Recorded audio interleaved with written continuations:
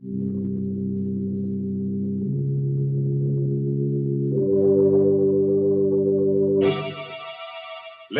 Tea and Lipton Soup present Inner Sanctum Mysteries.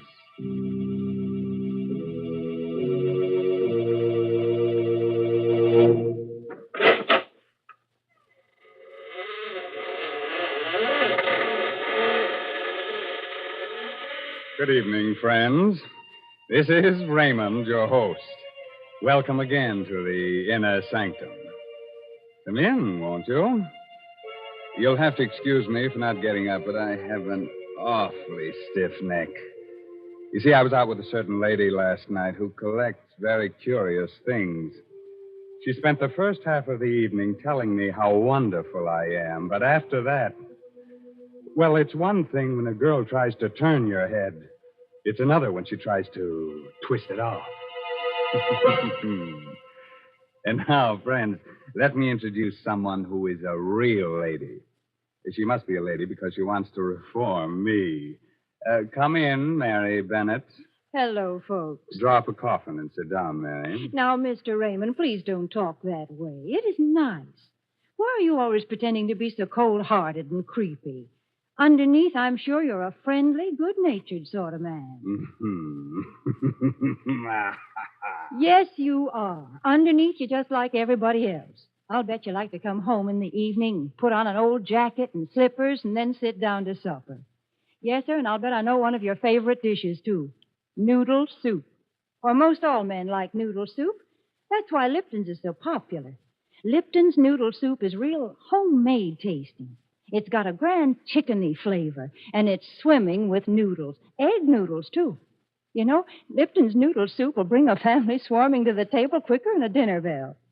Mr. Raymond, someday I'm going to take you home with me and feed you a good hot bowl of Lipton's noodle soup. Well, thanks for the invitation, Mary. And now let me invite you to come to the desert and hear the story of Desert Death.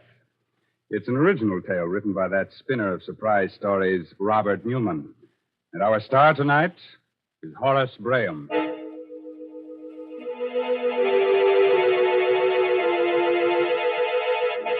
The desert, eerie and mysterious at sundown. The sun sinking slowly in a purple haze. The cactus casting long and weirdly twisting shadows. The hot winds still. Silence over it all. Driving fast, a dusty car comes down the narrow desert road. At the wheel is Dan Darrell, a rancher. Next to him is his Indian friend, Toby Priest. Still worrying, Toby? Stop teasing me, Dan. You know I never did worry. I just told you what my people used to think it meant. Used to think. Didn't you say we ought to postpone our trip into town today? I did. And when did you say it? Right after you saw them. 3 vultures lying together toward the sunset. That means 3 days. A bad omen for a journey. Hey, look. I see him. What's a man doing out here in the middle of nowhere on foot? Anything the matter, stranger? Need no help? You're very kind. Our car broke down, and, well, we were in a bit of a spot. Didn't know whether anyone would be likely to come along here or not. We? Oh, I didn't see your friends. Well, come in. We're going to Palo Verde. We're glad to take you that far. Well, that's very decent of you. Thanks. Thank you. My name's Darrell, Dan Darrell, and this is Toby Priest. Well, I'm very happy to know you. I'm Richards. This is Brennan and Smith. How do you do? Howdy. You're British, ain't you? Why, yes. Clever of you to spot it. We're on our way out to the coast. One of those hush-hush missions. That's why it's so important we get into town. Oh, sure. Which way'd you come? Medicine Creek or Route 12? Why, Medicine Creek. It sounded more scenic.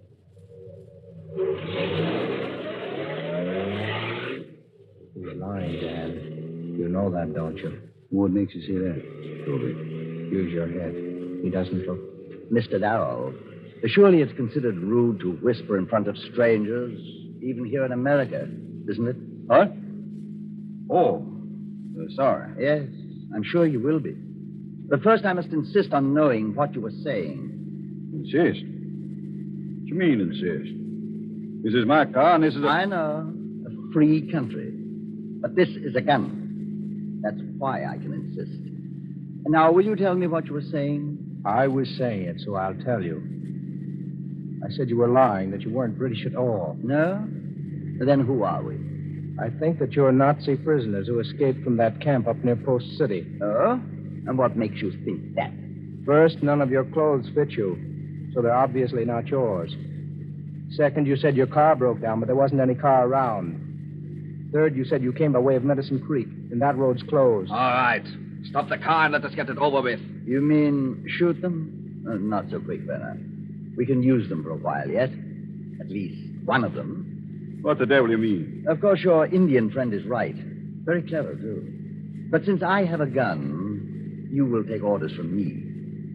Our first need is water. You have any in the car? No. And then we will have to find some. Yeah? Where'd you expect to find water in the desert? I told you we were Nazis, Darrow. I did not tell you that we were Rommel's men from the Africa Corps. That means we know the desert, any desert, better than anyone on Earth. Those hills off there to the left. Take the left-hand road at that fork there and head toward them. But do as I say.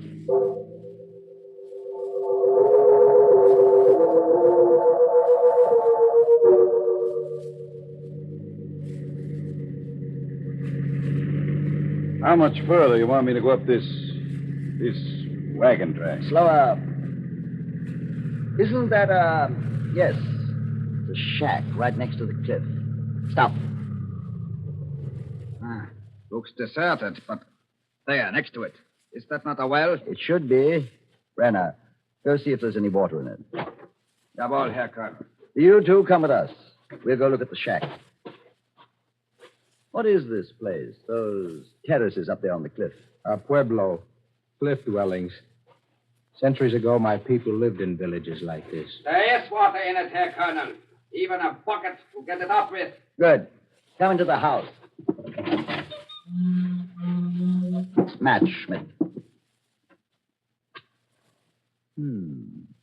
From the dust, I'd say no one had been here for a good many years. Prospector's cabin, wasn't it? Probably. That means... there's what I want. Shovel. What the devil do you want that for? To dig yourself a grave?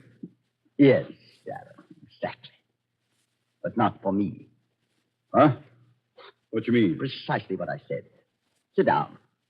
Make yourselves comfortable, and I will explain things to you. I'll stand if you don't mind. Oh, not at all. We Nazis are very objective, analytical people. We decided we needed a car to make our escape in. Now we have one. We also decided we needed someone to drive the car and get us safely across the border. That means we can use one of you. The other one will die.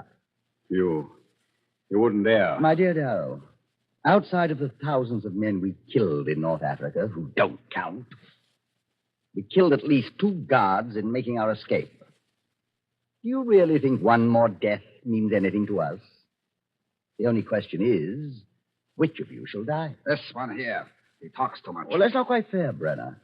He's just, shall we say, less stoical than the Indian. On the other hand, I think that in the long run, he would probably prove easier to handle, less dangerous. That means that the Indian dies. What? Why, you... Shut up, you! Thank you, Brenner. Schmidt, take the gun, the shovel, and our Indian friend, and watch over him while he digs his grave.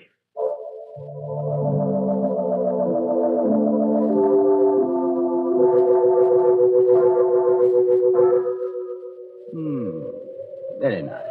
Very nice indeed. Of course, I personally would prefer a deeper grave, but that's up to you. The depth is not important. The only thing that matters is that it faces west. That is why I dug it with the head against the cliff. An old tribal custom. Very interesting. Similar to the Egyptians. But of course, they believed in a life after death. My people believe in a life after death also, Colonel. And in this case, I think I can promise that I will not rest easy in my grave. Oh, I'm sorry to hear that. Hear this, too, men from across the seas. Men with death in your hearts. For the evil you would do, evil will follow you like a hungry wolf. What is that? What he just mentioned. A wolf. Though you bury me deep, the earth will not hide me till you have paid for your crimes. Here where you have killed, here too will you die. Now, Herr Colonel. Yes, Brenner. Oh, you can't, you. Oh! Very good, Schmidt. I'll take the gun now. Fill in the grave, then meet us back at the cabin.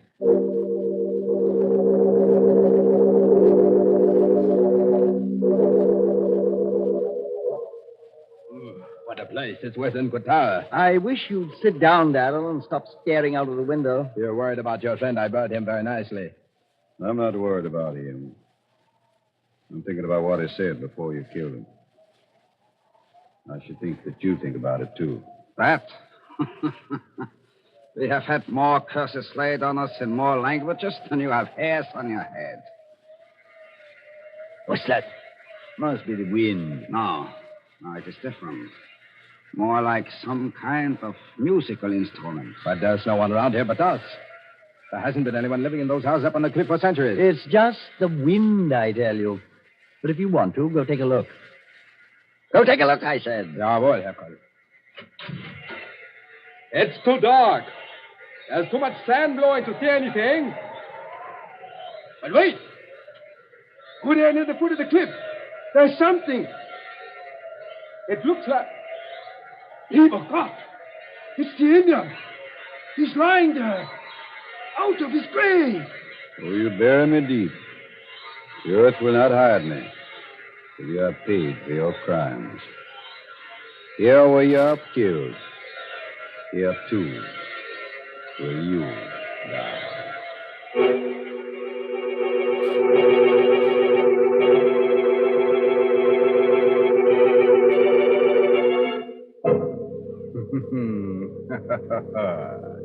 A 100 curses in a dozen different tongues. Perhaps they did mean 3 deaths. If so, who are the others that'll die and who will live? Gosh, Mr. Raymond, this is exciting. What? Oh, Mary Bennett, I've overlooked you in all this desert. Tell me, Mary, whom do you hope will die, huh? Well, I don't like to see anybody killed. But those Nazis sure ought to be clapped in jail. Mm-hmm. And deprived of their Lipton's noodle soup, aren't they? Well, I should say. Lipton's noodle soup is much too good for fellas like them. It belongs to law-abiding folks who've got a right to sit down to a plate of homemade tasting soup. And say, that's just the kind of noodle soup you get when you use Lipton's. Lipton's is the noodle soup with the old-fashioned flavor, you know, brimming with noodles and blessed with a real chickeny taste. Yes, it takes Lipton's to show how good a noodle soup can be. Now, Mary, don't get so excited. Stay calm. Why don't you go and perch on that tombstone over there while I go on with the story of death in the desert? I'm warning you, if I do go on, you'll be seeing strange sights and hearing strange sounds every time you put out the lights. But it's your funeral.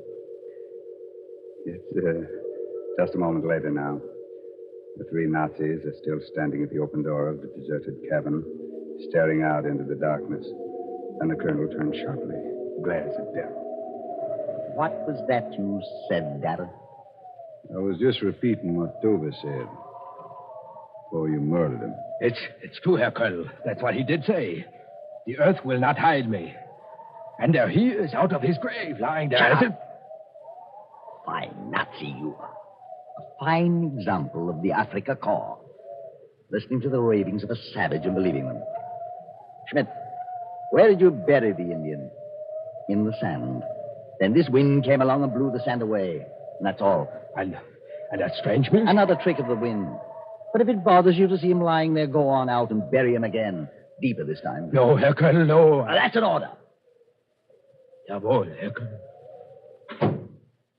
Friend Schmidt seems to be getting a bit rattled. That's why I sent him out there. Nothing like facing a fear to overcome it.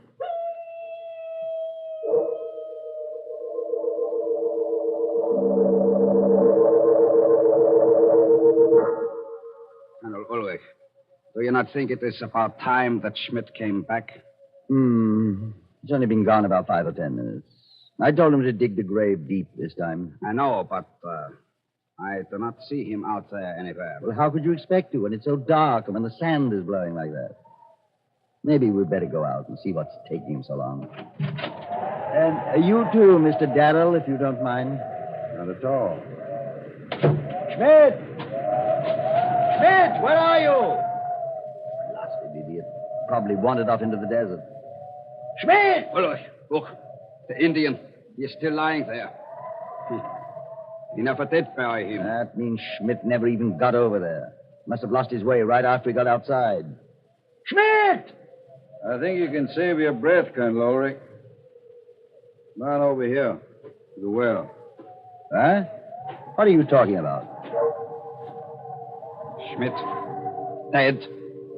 Well, why are you looking at me like that, Brenner? Exactly as I said.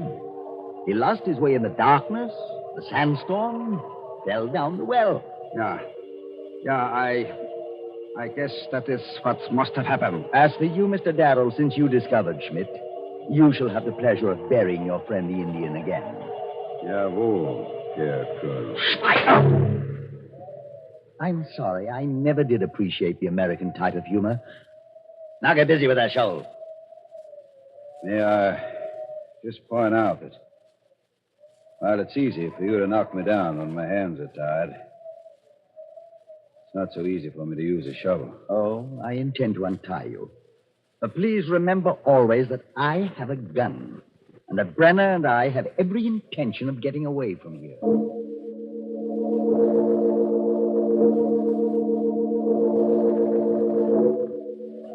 I'm happy to see that you've stopped pacing the floor and looking out the window, Mr. Darrow. That means you've stopped expecting something miraculous to happen that will save you. Is that what you think it means? Frankly, no. In fact, I think just the opposite. You're looking much more cheerful than before. You're thinking one of them is dead. Now it will be that much easier to get away. It really pains me to disillusion you. Schmidt was a sergeant, a fool.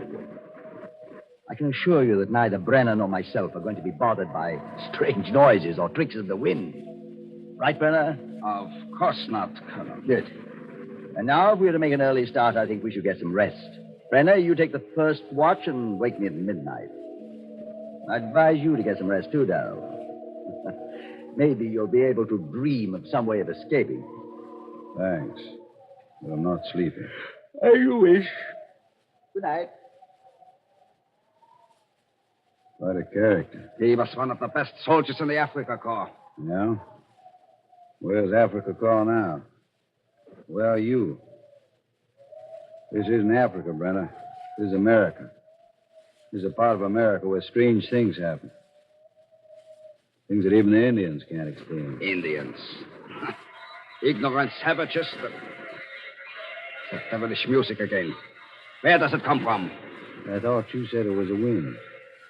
Or was it Ulrich that said that? It must be the wind. It must. Though you bury me deep, the earth will not hide me till you pay for your crimes. What is that? That was what Tova said just before you killed him. Schmidt was first, Brenner. You will be next. I'm waiting, Brenner. Waiting. You heard that, too? Yeah. I heard it. You're lying. You're lying, I say. You're just trying to frighten me. What? Who's trying to frighten you? What's going on? It is nothing here, Colonel. Just that music again. For a moment, it sounded as if someone was calling my name. Someone was calling your name, Brenner.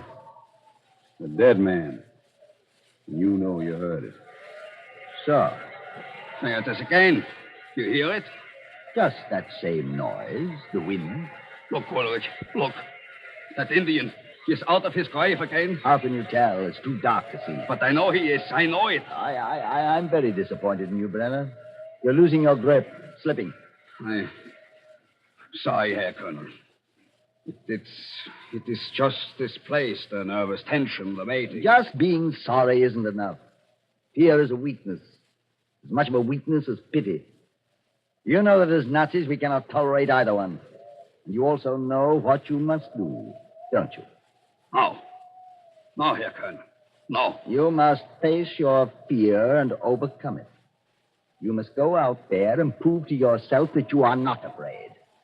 That you've just been imagining things the way Schmidt did. But Schmidt... Schmidt was a fool, and he had an accident. You are an officer, and you will not have an accident. Now go ahead and convince yourself that this is all nonsense. Jawohl, Herr Colonel. But leave the gun with me. What's out there is imaginary, but Mr. Darrell is very real. If I didn't have a gun, he might get ideas. Jawohl, Herr Colonel. Here. I will be back in a few minutes. You're looking at me very strangely, Mr. Darrell. Perhaps now you're starting to understand the fiber of the Nazi character. And perhaps now you're beginning to realize why you can never win this war. Because we allow nothing to defeat us or stand in our way. Any sign of weakness is ruthlessly stamped out. And... Abel! God, what's that? Sounded to me like Brenner. Outside, quick. And don't try to get away or I'll shoot you down in your tracks. Okay. Which way? Towards the cliff, where we buried the Indian. That's where he went, and... What's that over there? My guess is that it's your friend, Brenner. Maybe you'd better make sure. It is Brenner. Dead. Strangled. So it was all imagination, huh? Just face your fear and overcome it. Aren't you feeling just a little frightened, Colonel? No. No. There's some rational explanation for everything that happened. Look. The Indian. He is out of his grave again. And that's the answer. He wasn't dead. But this should take care of him. There. And you will notice that even at a moment like this, I look ahead. 1 shot before and 4 now. That still leaves 1 bullet for you, if it should prove necessary. You think of everything, don't you? Yes, my friend, everything. Now get into that car. We're not going to wait until morning. We're leaving here right now. I thought you had everything figured out. You weren't frightened. What's that? What's what? That noise, that music. It's like the music we heard after we killed the Indian. I don't hear anything. Oh, but you must hear it. You must. Listen. It's coming from over there. For the evil you have done, evil will follow you like a hungry wolf. Though you bury me deep, the earth will not hide me till you have paid for your crimes. Did you hear that? Did you hear it? Yeah. I heard it. Here where you have killed, here too will you die. No. You're dead. You're dead, I tell you. I killed you. First Schmidt, then Brenner, now you. But you're dead, I tell you. And the dead don't speak. I can't be really hearing you unless... Mad. No. I can't let that happen. I can't. There's one way. The Nazi way. A way to fool you all. This is why you'll never beat us. Never. Never.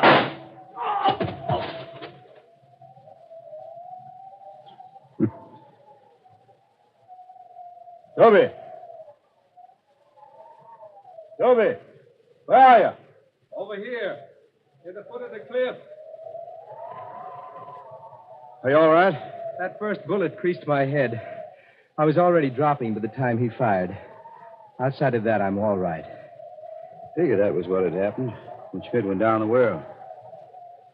I knew it was an accident. I was pretty happy that it was you that buried me the second time. That you put my face against the cliff, left a hole for me to breathe. The first time, well, it was pretty tough until the wind blew the sand off. Yeah, but what about when he Shot you again. That ungodly music. It wasn't me he shot that second time. It was Schmidt. I pulled his body out of the well. I figured that in the dark, no one would be able to tell the difference. As for the music, that's why I dug the grave here. You see these holes here in that cliff? My people drilled them centuries ago. The wind blows through them. Makes weird music. This bottom hole was blocked up, but I opened it while I was digging the grave. Talking of graves, there's 3 of them we should be digging right now. Just one more thing I'd like to ask you, Toby. What's that? What you said this morning. Those 3 buzzards flying together toward the west. Does it really mean 3 deaths? There were 3 deaths. Weren't there, Dan?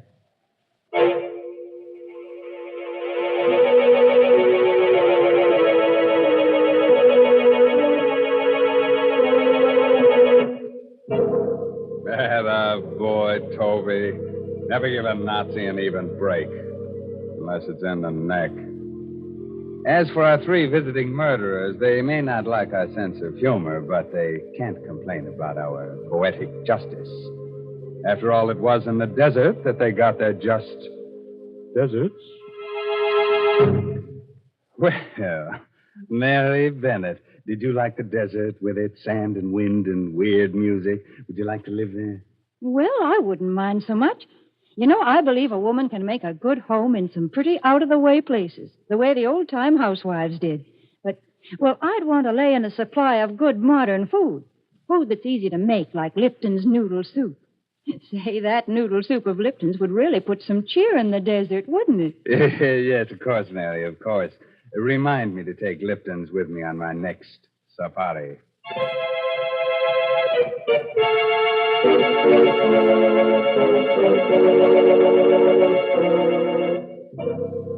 We must have a word of advice. Here it is. If you should wake up one of these nights in a cold sweat, convinced that there's something or someone in your room, and if, when you look toward the window, you should see a strange figure silhouetted in the moonlight, then pull the blankets up over your head and don't look out again. It'll be one of our 3 friends from tonight's story, one of the Africa corpses. By the way, this month's Inner Sanctum mystery novel is Puzzle for Puppets by Patrick Quentin.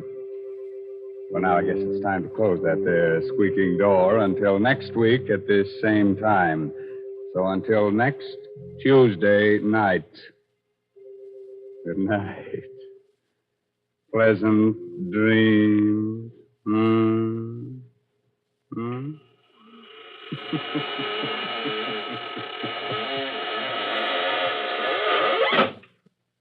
Folks, here we are outside the squeaking door. And I guess we're all pretty thirsty after all that talk about deserts. Well, I know just the thing that'll put us back to normal again. It's Lipton tea. Yes, a cup of that brisk Lipton tea would do just fine. And did you notice that word brisk? B-R-I-S-K. It's a mighty important word in tea language. The tea experts always use it. It means that Lipton tea has a lively flavor, never wishy-washy. That's why most folks prefer Lipton's to any other kind. Don't forget, that's Lipton tea. And don't forget to tune in again next Tuesday night to Inner Sanctum.